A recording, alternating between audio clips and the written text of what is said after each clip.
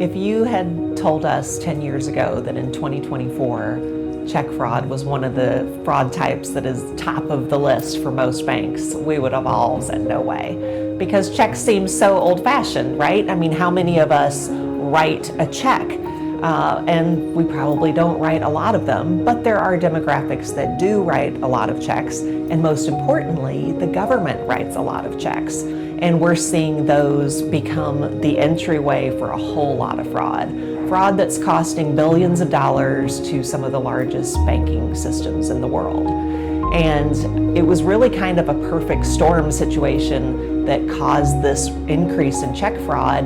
You know, thanks to COVID, so many things were kind of started at the genesis back during the COVID timeframe. And when we were doing the COVID relief programs, all of those were, for the most part, paper checks that were sent through the mail. When you look at a vendor, you know, think of a large construction company or a real estate development firm. For the most part, they are still mailing paper checks, and those checks are going into the criminal ecosystem and costing hundreds of millions of dollars.